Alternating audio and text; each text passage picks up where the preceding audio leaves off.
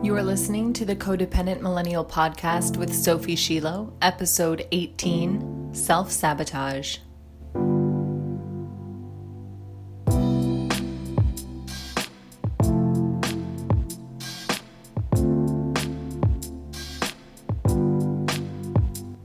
Today, you'll get to hear a full recording of a live training and Q&A session that I did on Instagram around self-sabotage.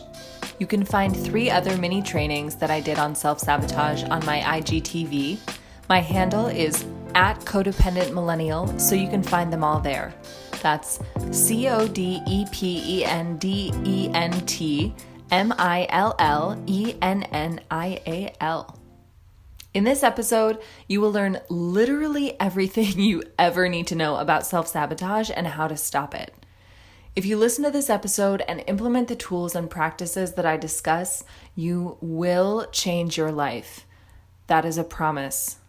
You can apply what I teach in this episode to your relationships, your career, your health, your self-care, your finances, your hobbies, your goals and dreams, anything. In the show notes of this episode, I've also included a link to a downloadable worksheet with the questions and exercises that I mention in this training for you to use. Enjoy! Hello, Instagram. Welcome to day 4 of my mini-series this week on self-sabotage. So we've covered self-sabotage in the area of relationships. We've covered self-sabotage in the area of a little bit of career, life's purpose, and now we are touching on all of the questions that you've submitted this week about specific scenarios in your life around self-sabotage. So in case you weren't one of the people who submitted, that's okay. You can just type your question in the little box below, in the little comment, and I will address it if there's time after the questions that have already been submitted. So let's dive right in. I do suggest you have a pen and paper with you, or a laptop, a tablet, something to write with, because the information that I'm about to share with you is going to change your life. If you're someone who struggles with self-sabotage, I really encourage you to engage with what I'm about to tell you on this call, to really ask yourself the questions that I'm going to pose to you on this call, to really answer them in a sincere way, because I promise you doing that will change your life. You will see immediate changes in your mindset and in your behavior if you do what I'm advising you to do on this call. Okay, are you ready? Let's do it. One of the ways that I like to approach, coaching calls and webinars and seminars and things like that is, how would I show up to this call if I paid $500 to see it? How would I show up right now to this Instagram Live if I paid $500 in order to watch it? So engage with this material as if you paid $500 to receive it. Really, really treat it with the respect that it deserves. Treat yourself with the respect that you deserve. And you deserve to solve your self-sabotage issues. You absolutely deserve that. And we're actually going to get into that a little bit later with your feelings of deserving. So, hi, Courtney. Oh my God. Welcome. It's good to see you. So let's dive right in. Question number 1 is kind of lengthy. How can I keep from getting stuck and make sure to recommit to myself every day? I've been in my new city for a week and I'm feeling a little stuck, but I'm working through it. I am determined not to get stuck and give up on myself. I came here with a purpose and a specific intention. I want to be able to financially support myself in this specific way and to make something really beautiful and meaningful and magical and amazing. I know these things can both be true. You can both financially support yourself and create something magical and amazing and beautiful and meaningful. For me, step 1 is that I need to record whatever she's doing, specific scenario. She knows her step 1. I feel conflicted about certain details around this, but I know that doing this and taking this first step will open other doors for me and will allow me room to change my goal later if I want to. Good. So then she says, I feel a little stuck on trying to make everything perfect, and I want to know all the things I will probably know in a couple of years from now. I'm just getting stuck on details when I know I really need to just take action and take it all step by step. Okay, beautiful. So the person who asked this question, I am pretty familiar with her situation already. So what I want to say here is, when you ask yourself these incredible questions and you don't let "I don't know" be the answer, then you get the answer. So "I don't know" is this incredible cop-out, and it really prevents you from all the wisdom that you absolutely, I promise you, have inside yourself already. So just eliminate "I don't know" from your vocabulary just for this hour, okay? Maybe not forever, maybe that's too threatening to you, but just for this hour, "I don't know" doesn't exist. So when I ask you these questions and you're writing them down in your journal, "I don't know" isn't allowed, okay? So you said, "I feel a little stuck on trying to make everything perfect, and I want to know all the things I will probably know in a couple of years from now. I'm just getting stuck on details when I know I really need to just take action and take it all step by step." So I would encourage you now to ask yourself, why am I not taking action? You already said you know the first step to take. Why are you not doing that? And like I said, "I don't know" is not allowed here. So take it all step by step. I know I just need to take action. Why is that? If you ask that question, it's very likely that the answer is because I'm trying to avoid a negative emotion. It's very likely that the reason why you're not taking action right now is because you're afraid, or you are insecure in your knowledge base, or you are allowing yourself to indulge in confusion. It's that you're trying to avoid rejection. That's a huge one, especially in your space, specifically the person who asked this question. Avoiding rejection is something that I'm sure you're coming up against quite often. So if you can identify what it is that's causing you to avoid the action, what it is that is causing the self-sabotage in that area, then you'll be able to ask yourself the next question, which is, okay, well, how can I take action anyways? How can I move past that? So if the answer to your first question, why am I not taking action here, is, for example, well, I'm trying to avoid rejection, I really don't want to feel rejection, then the answer for how to take action is, say it with me, to welcome rejection. This is the key. Discomfort is so important here, and I really want to talk about this, that are you willing to be uncomfortable enough in order to achieve the goal you want to achieve? And that could be, on a daily basis or a monthly basis or yearly. Like, you have this goal of, creating this one first step thing that you want to create. Are you willing to feel the discomfort of potential rejection, of the anticipation of rejection, of the fear that is required of you all throughout that process? I know your answer is yes. So that's really the next step, is you just get to feel that discomfort and move forward anyways. There's no point at which you'll be able to feel fully aligned and beautiful and amazing while you're going through this process. And if you think that you'll ever reach that point, you will forever be spinning your wheels. You will forever be in that place of self-sabotage, of stuckness, because you're waiting for this completely,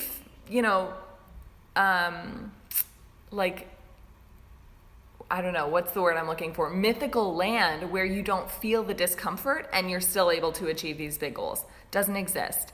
Let's see. Rejection is motivating for me. It makes me want to turn things around. That's beautiful. Yes, exactly. So that's a perfect reframe. Thank you for commenting that. So let's reframe rejection. If you get a certain number of rejections each week, that means that you are doing the very important work of going out and taking action, of going out and asking for opportunities, of going out and making yourself visible in ways that you are too afraid to do so now, or in ways that you're too afraid to do now. So one of my favorite quotes from this teacher, Ramit Sethi, he says that he keeps this running note in his phone, and I have adopted the same habit, of all of his biggest failures, and he wants to add 5 of them each week, or else he knows he's not doing a good enough job. He wants to add 5 huge failures to his list of failures every week, or else he knows he's not really engaging with his goals to the extent that he should be. So can you adopt this mindset around rejection? Okay, I was rejected 5 times. Hell yeah. That means that I'm doing exactly what I need to be doing in order to eventually get the yes, or in order to eventually get accepted, or whatever. Are you willing to rack up 20, 30, 50 rejections in order to are you willing to rack up all these rejections in order to achieve what it is you're looking for? This actually brings me to another point that I wanted to talk about is, I'll find it here in my notes.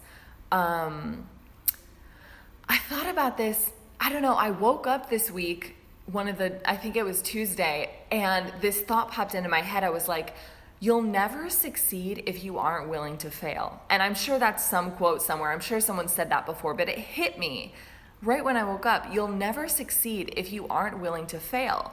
So for this woman that just asked this question, are you willing to fail enough in order to succeed? Are you willing to get enough rejection to the point at which you then succeed? Are you willing to go through that rejection? And the answer has to be yes, or else good fucking luck. So let's talk about the perfection thing, because someone else asked that question too. Someone else said, I'm so good at planning and getting my mindset right, but then when it comes to taking action, I just stall because I'm scared of not being perfect. And then that leads into what the previous person said about, I feel a little stuck on trying to make everything perfect, and I want to know all the things I will probably need to know a couple years from now. So if we ask the question, like, if we sort of dig into that a little bit more, why do you want to be perfect? Why does that matter? Why is that important to you? Why is this something that's even on your radar? Why do you want to be perfect? The answer most likely is because you're trying to, again, avoid rejection. So if I can just give you a little bit of a reality check here, that no matter how perfect you ever think that you are, you're never going to actually be able to manipulate someone's perception of you to the extent that you want to. No matter how perfect you think that you are, you're never insuring yourself against rejection.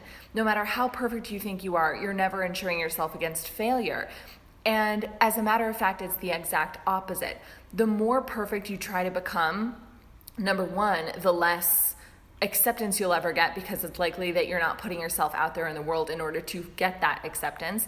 And number two, the more perfect you try to become, the more in pain you will feel, because then it becomes sort of this game of how to mastermind pleasing other people rather than this game of how do you bring your internal light out into the world. And those two things are complete opposites. When you are trying to figure out how to, and I love that word mastermind, when you're trying to crack the code of how do I get it perfect? How do I get it so that people like it and like me as a result? That is never-ending suffering, because it's impossible to know.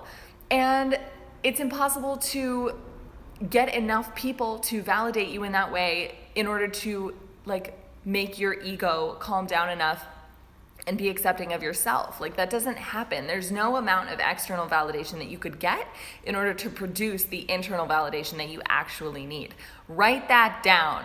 There's no amount of external validation that you could ever get that would create the internal validation that you actually need. So what you need here is internal validation. Surprise, surprise. This is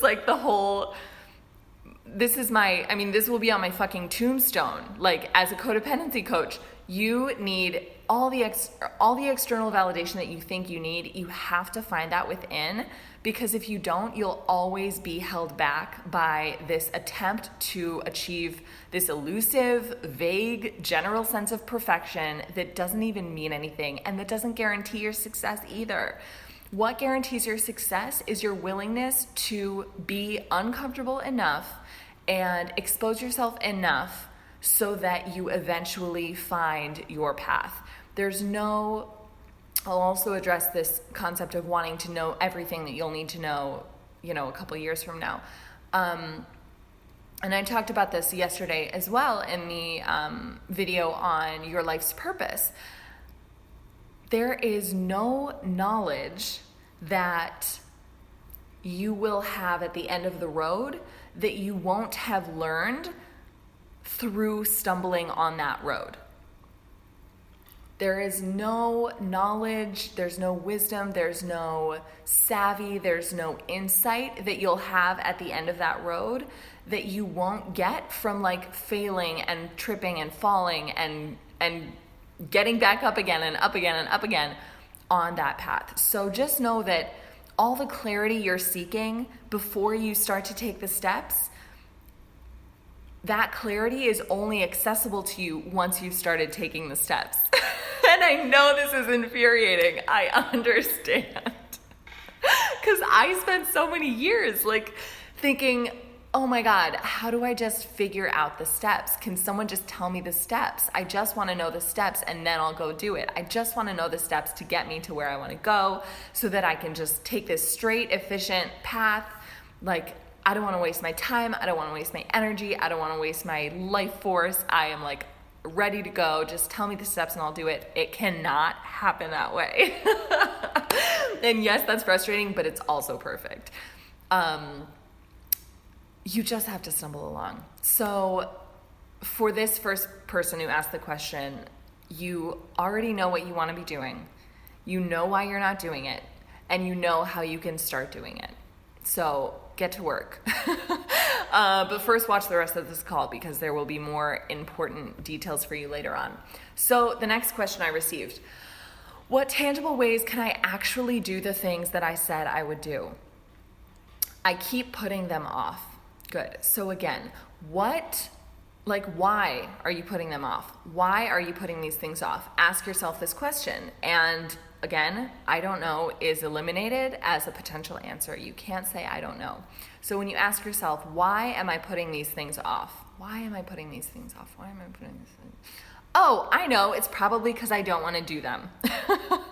Right? This is so obvious. But let's take a look right now at these most common self-sabotaging thoughts in our minds, because self-sabotage is created in the mind. Self-sabotage is never created outside of us. The solution, the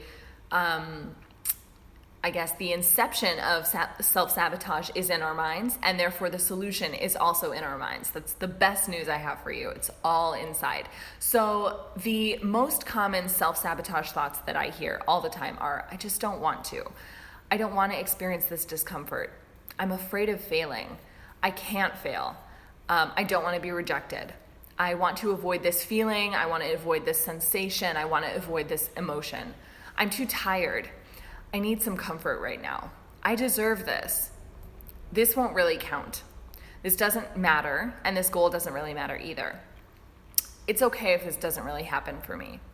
It's kind of crazy for me to want this, so it's okay if it doesn't happen.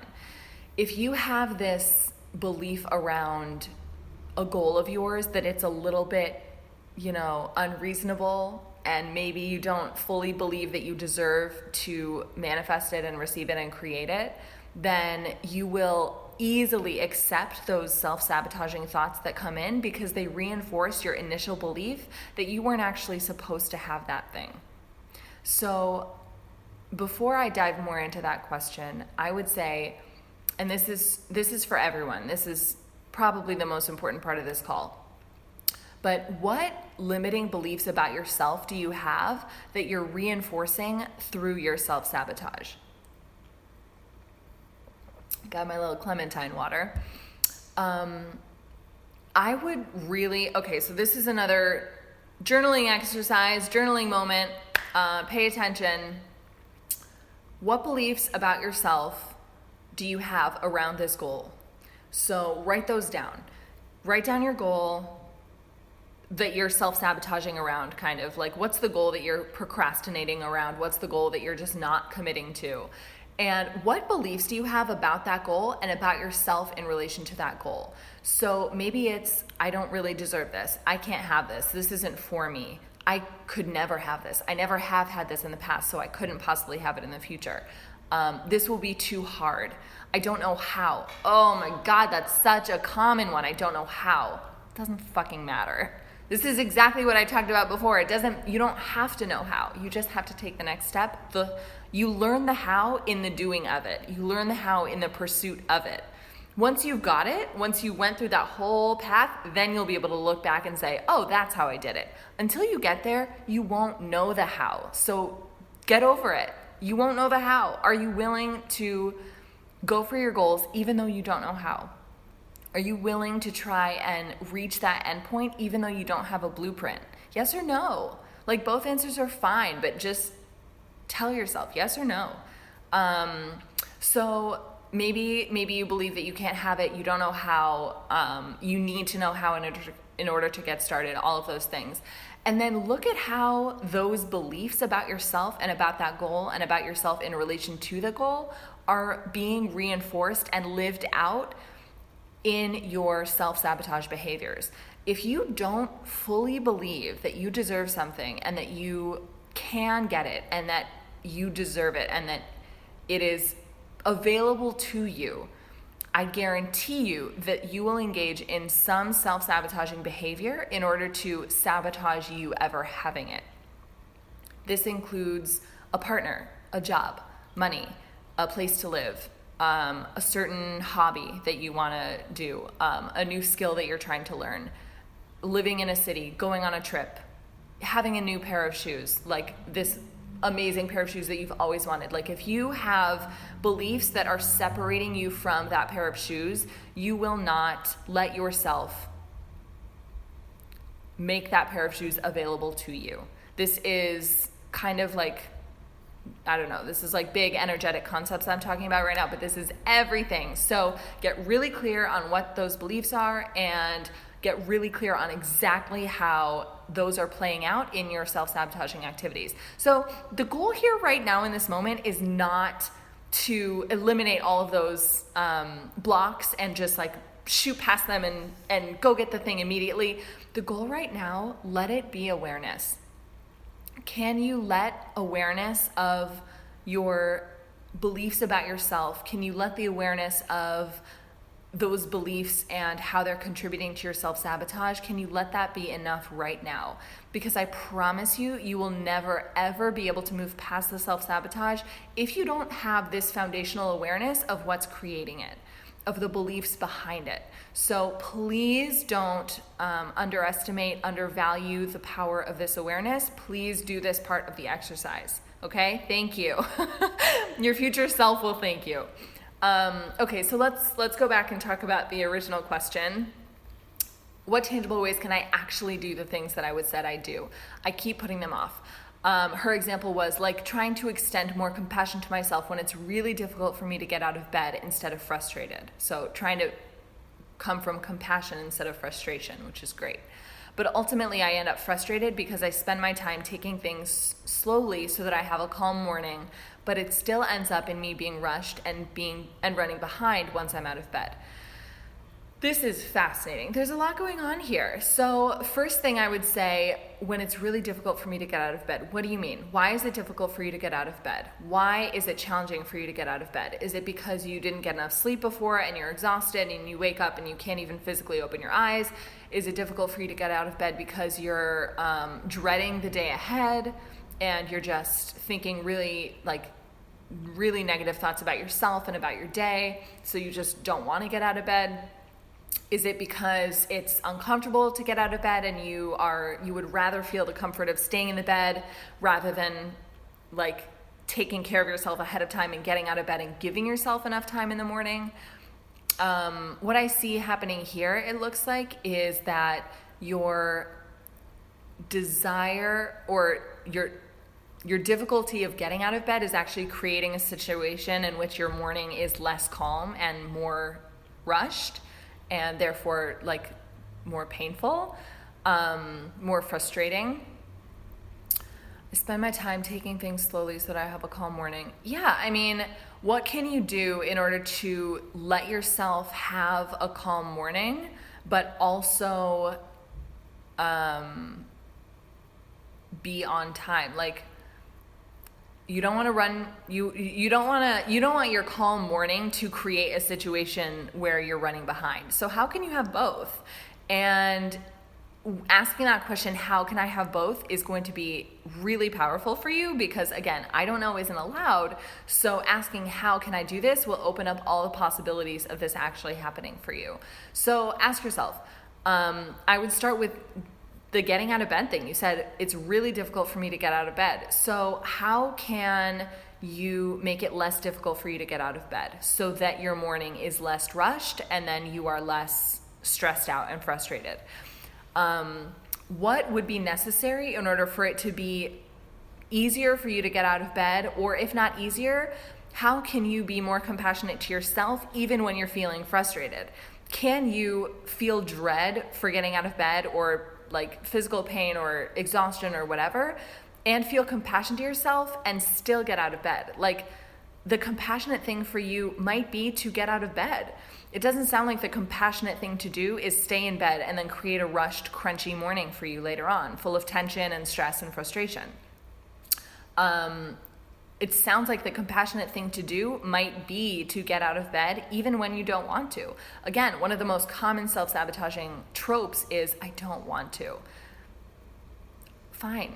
Like, what would you rather do? Would you rather stay in bed or like have, I don't know, something like a more stretched out morning? Or would you rather have a morning where you get out of bed even though you don't want to, and then you still have enough time to do everything you need to do in the morning, and then you're not rushed?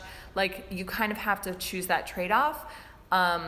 It's so funny when we're self-sabotaging and when we're procrastinating. So often we are self-sabotaging and procrastinating in order to avoid a negative emotion, but in that avoidance we end up creating so much more tension and suffering and pain for ourselves inadvertently, and we don't even notice that we're doing it. We're not even aware. That's why, like I said before, the awareness of these patterns is everything. Very, very important. So hi, welcome. Sorry, I'm getting distracted by people. So, okay, yes, the procrastination and the self-sabotage that leads to us creating more tension and discomfort in the future because we're unwilling to experience discomfort now. And so often the discomfort that we're trying to avoid is so much less than the discomfort that we end up creating farther along in the day because we were trying to avoid that discomfort in the moment. So with this, it might be that you're like choosing long-term discomfort of like having your day be set off in this frustrating way. You're choosing that because you don't want to experience the discomfort of getting out of bed on time or early or something like that. So just be aware that that might be something you're choosing, and you can always choose to not choose that. It's all about choice. And when you're in bed and you're actually like, okay, I know I'm supposed to get out of bed. I don't want to do this. How can I actually do the thing I said I was going to do? How can I actually get out of bed right now? It really is so simple. Like, you can play these games with yourself. You can sort of get yourself in the mindset of like, okay, I'm choosing to do this now so that my day is less stressful starting out. And you can actually choose that, but it really is a matter of just doing it. So what tangible ways can I actually do the things I said I would do?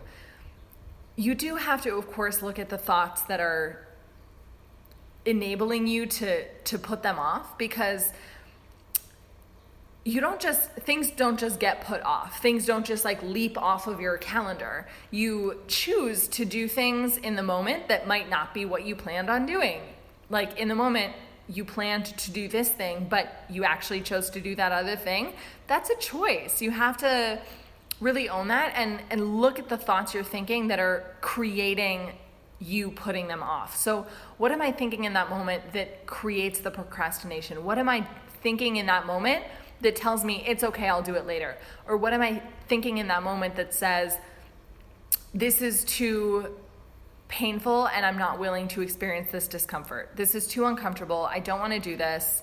I am going to do it later, or put it off to do later and then put off again. There's a trade-off. So let me look at my notes to see if there's anything else I wanted to say about this. So this does go back to something I said earlier. If you knew that you were putting yourself through more discomfort by not doing the things that you said you want to do, would that change things for you? If you knew that your procrastination in the moment was actually creating more pain for you long term, would that change your orientation to the unwanted activity in that moment? Like with I'll say eating.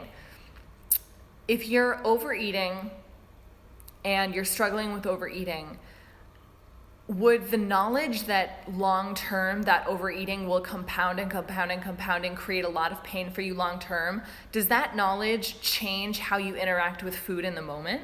And if so, how? And if not, write about that. Like that's curious. You are in that moment willing to not experience the discomfort of not overeating, even though you know that long term that will create more pain and discomfort for you. So get really curious about that. What is it about your relationship with yourself that is making you choose an easier choice in the moment, even though that will produce negative results for you in the long term? You can apply this to overspending, overdrinking, overeating, procrastinating, anything, really. It works for anything. So if you knew that you were putting yourself through more discomfort long term by not in the moment choosing the uncomfortable choice, would that change things for you? How would that change your behavior, if at all? Another thing I want to say is that we always choose our goals, we choose our priorities and our aspirations and our desires from this like higher brain, this evolved human place.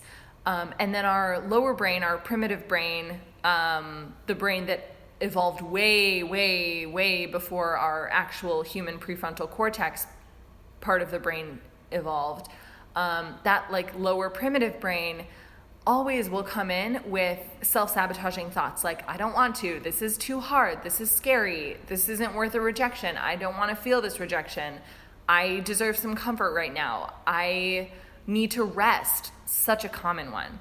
And I'm not talking about like times when you legitimately need to rest, but question if that comes up for you a lot and a lot of your self-sabotage comes from I need to rest, maybe you really need to look at what that means for you, how you're defining that, what are your thoughts around rest.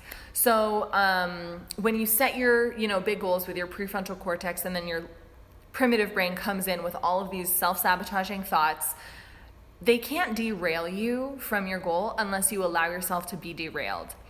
Those thoughts can just exist and, just come along for the ride. They can just be there kind of like in their dog crate in the back seat while you're just driving the car. You're like, we're still on this road trip. We're still going to get to where we want to go. Those thoughts be damned.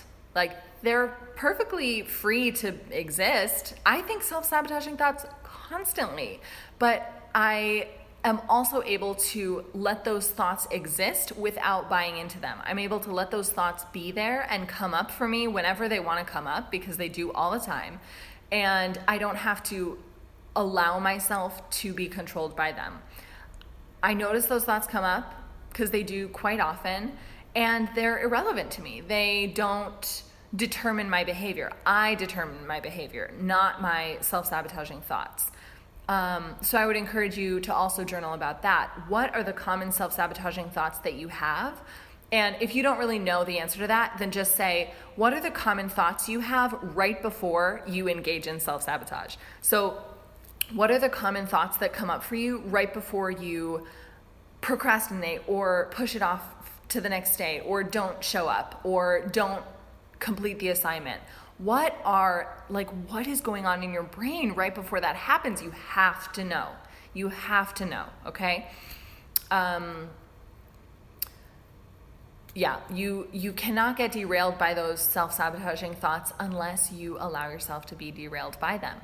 And if you're in a habit right now of being derailed by them, just understand that that's a habit and that you can absolutely break it, and that, again, awareness is the first step.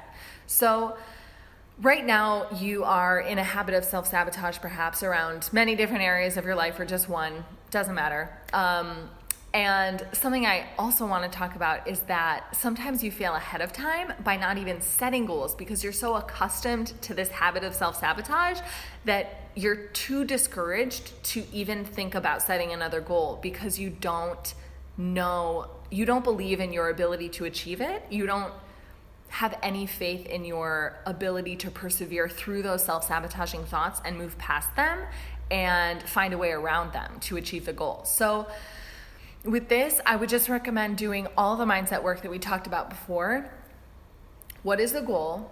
What is the self-sabotaging behavior you have around that goal? What are the thoughts that are the precursors to that self-sabotaging behavior? And how can you shift those? So, and how can you start to set goals again and commit to them in such tiny ways that don't feel so threatening to you to just get you started on that path again? So just like self-sabotage is a habit, committing to yourself and following through on that commitment is also a habit. It's not like you just flip a switch and you're just now someone who, always commits to yourself no matter what. It's a series of small decisions every day. And don't let this overwhelm you. Don't fall into overwhelm because that's not necessary and it's not helpful and it's totally irrelevant. You don't take your whole day on all in one moment. The day comes in little moments, so you can handle all those little moments in which you're able to commit to yourself or choose not to. So when you have a habit of self-sabotage, just ask yourself in each moment, in this area that I'm struggling with right now, how can I make tiny little micro commitments to myself and keep them instead of making all these little micro quits along the way? I did a blog post about this a while back about micro quits versus micro commitments, and I think if you scroll down, you can find it on my Instagram. But ask yourself, don't try and do the whole all or nothing, balls to the wall bullshit thing. Don't do that. Ask yourself, what micro commitments can I make to myself right now that I can keep, that I feel confident about keeping, that I can use as stepping stones to greater belief in myself, and then, as stepping stones to greater and greater goals that are bigger and bigger. Don't be afraid of starting small. And again, this goes back to another tenet of self-sabotage, which is starting small doesn't count, or starting small isn't good enough. I have this friend who is working on creating her first consistent $3,000 a month in her business. And she's really nervous about it. She feels pretty insecure about it because she's well, $3,000 a month, it's not really impressive. I don't really want to do it because it's not exciting. She's I want to do $10,000 a month. That's where I really want to be. But it's how are you going to get to 10 if you're not at 3? How are you going to create $10,000 a month if you've never even created $3,000 a month, even consistently at all? So I want to encourage you that you have to remember you have to start small in order to get to those things. Those small steps are so significant, are so valuable, are so meaningful. All the voices in your head that say, oh, this is such a small goal, it doesn't really matter if I get it, I just have to go to the next thing. That is self-sabotage. That is self-sabotage in the works, in the flesh. Stop yourself right there, right in your tracks, and say, I notice this is coming up. I notice that this thought is threatening to derail me from my goal right now, but I know that it's self-sabotage. I know it's not true. I know it's lying to me. I know that these tiny micro commitments are super important because that's how I'm going to get to the place where I'm able to make bigger and bigger goals for myself. So I'm going to choose in this moment to not only set this tiny micro commitment, but also to keep it and to celebrate myself for it. Self-sabotage can be totally eliminated if you do this because you'll be taking the tiny little steps that your brain is trying to trick you into thinking are totally insignificant. Those little steps are everything. And don't let your brain derail you by telling you that they're not. That, again, is self-sabotage in the act. You can catch it red-handed and just say, no, nice try. Okay, next topic. Let me take a drink and I'll move on to the next point. We talked about being aware of your habits. We talked about the awareness. Oh, this is a good one. Focusing on your past. Okay. If you have any drama around your past, if you have a tendency to look at your past and interpret it in a way that tells you that you're unable to accomplish or achieve something or be or do or have something in the future, let's have a little group chat here, okay? Because this is really important. So your past is absolutely irrelevant to your future, completely irrelevant. It has nothing to do with it. Nothing at all. However amazing your past was, it's no indication of what your future is going to be like. Like, you got to keep it 100 and like keep being amazing and keep doing your thing in order to ensure that your future is going to be incredible. If your past was really challenging, or you made a big mistake that you're beating yourself up for, or whatever, it's no indication of what is going to happen for you in your future. The only indication of what's going to happen for you in your future is what you decide. I cannot hold your little face and tell you that enough times. The only indication of what your future is going to look like is your decisions, are your decisions. So, I want you to know that you don't have to keep telling a story about your past that is keeping you stuck. You don't have to keep telling a story about your past that is discouraging to you. You don't have to keep interpreting the events of your past in a negative way, in a degrading way, in a discouraging way, in a way that makes you feel less than or less capable of something. Ever again. You don't ever have to tell that kind of a story about your past ever again, period. And if you really take a moment to sit with that, and then you feel the discouraging stories come up again, you can decide to never indulge in that ever again. They can come up, just like the self-sabotage thoughts that I mentioned earlier. Those thoughts can come up again, but you don't ever have to indulge them ever again. You don't ever have to open the door and let them into your house with their muddy shoes and get their mud all over the place. You can notice them, that they're outside knocking on the door, and let them knock, because they're going to knock a lot, especially if you've been thinking them for a long ass time. They're definitely going to knock. They're definitely going to have a lot of mud on their shoes, and they're going to want to get it all over your beautiful new furniture, your gorgeous green velvet couch. But no, you don't let them in, okay? This is the last journaling prompt that I want to give to you. I think it's the last one. I don't know. I shouldn't make that promise. Because I could come up with a million more journaling prompts for you. But okay, if you're distracted and doing other things, pay attention, okay? Listen to this. This is important. Take a journal. I'm going to stop yelling now. Take a journal and retell the story of your past in a way that serves you, in a way that makes you the heroine of that story, in a way that makes you think powerful thoughts about yourself, in a way that makes you feel all the potential that really does exist for you. Why? Because you have a brain. Retell the story of your past in a way that makes you feel invigorated and inspired and powerful and empowered and full of possibility and completely in control and the mistress of your domain. How can you tell the story of your past in that way? And no matter how challenging this is, I promise you it will transform your entire life. Period. End of story. I told you, I promised you that this hour would shift things for you. I promised you that you would come to this hour and leave a changed person, and this exercise will do it for you. But not if you don't do it, right? So you really have to do it. That is available to you. Hi, Harmony, welcome. Your past already happened and you can't change it, but you can absolutely change your perception of it, and you can change your perception of yourself in relation to it.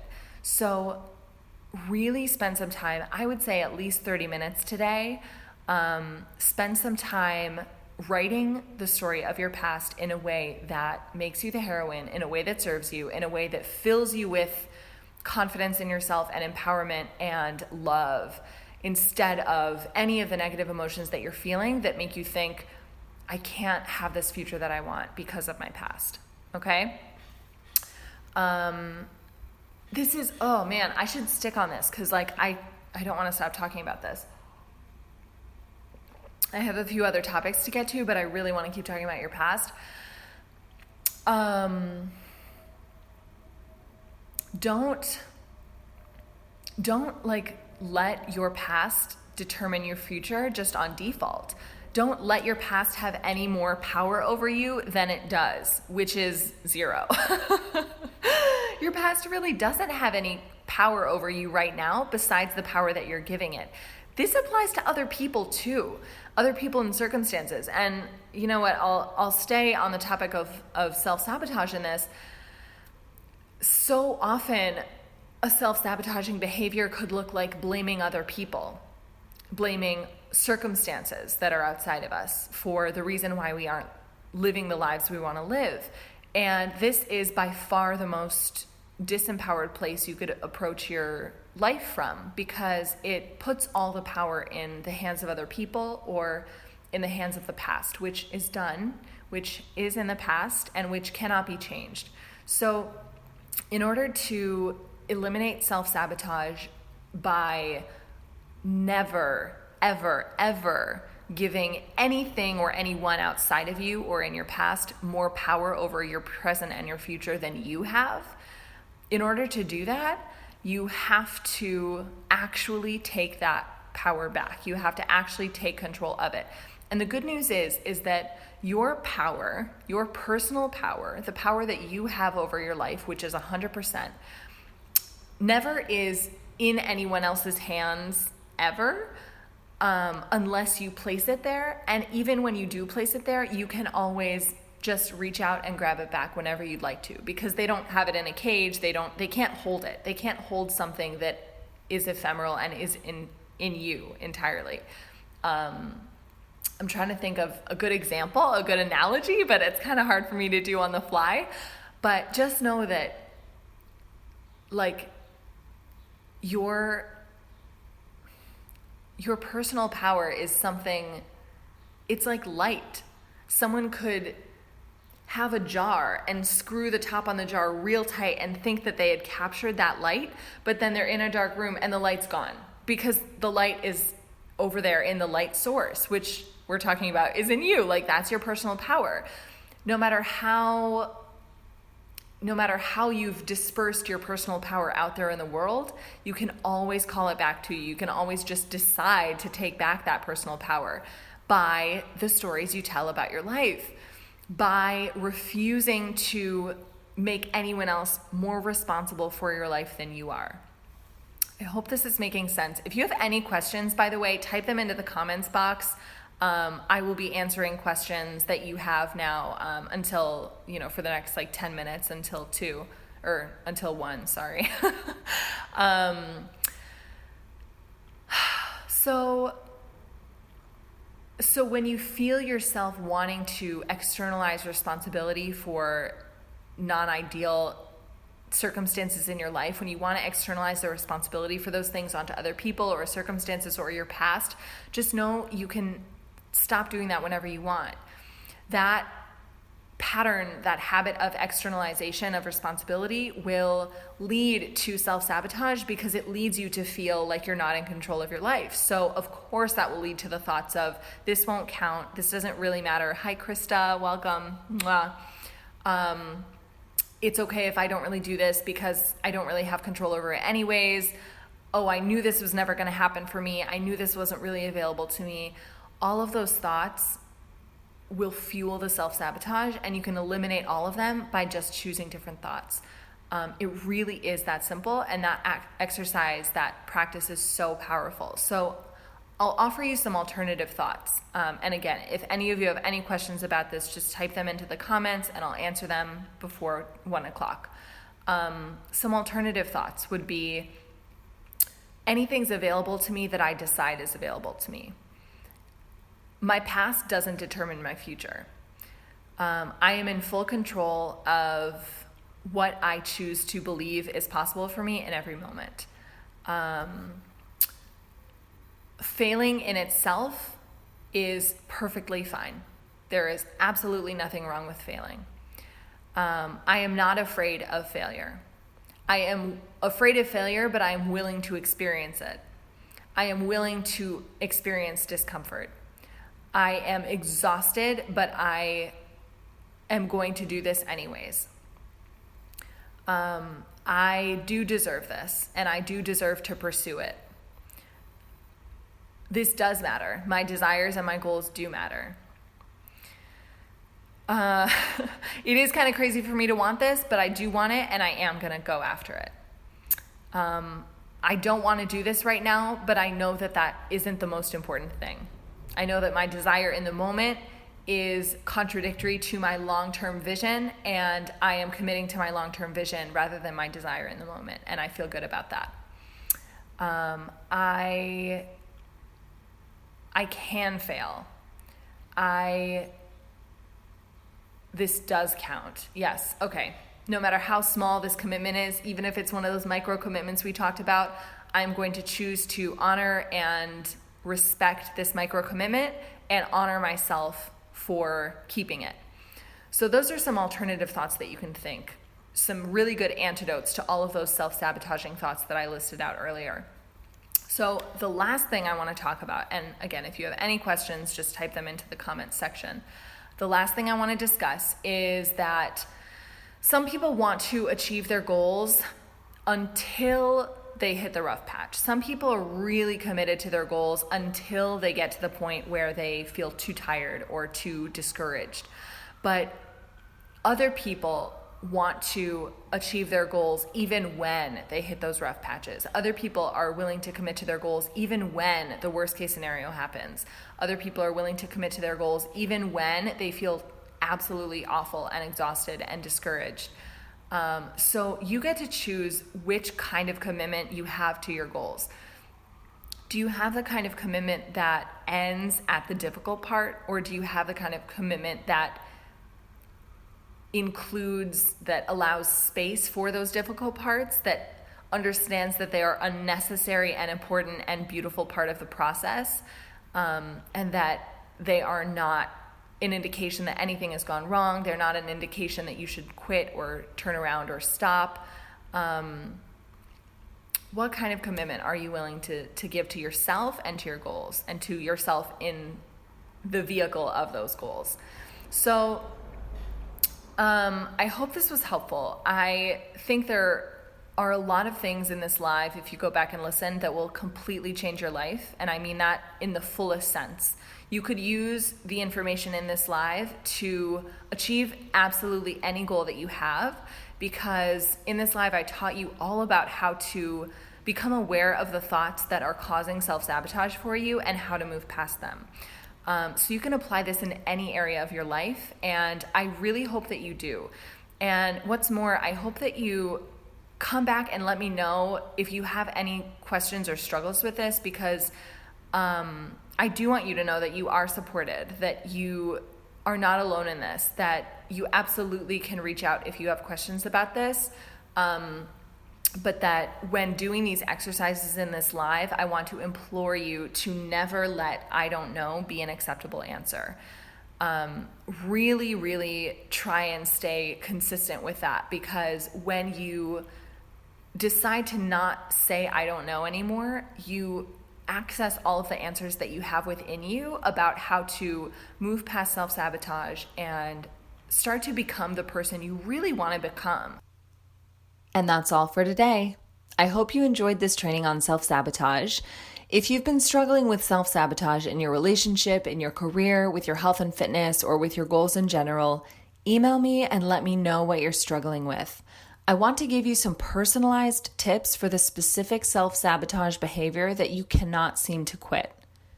If something in your brain is telling you, "There's no point, that won't help, I've tried everything," just know that that's the very same voice that has been keeping you in the cycle you're in, and that's the very same voice you need to start ignoring when it comes to your decision-making around these goals. My email is Sophie, Sophie, at codependentmillennial.com. Just send me a message there and let me know what you need help with. Until then, have an amazing day.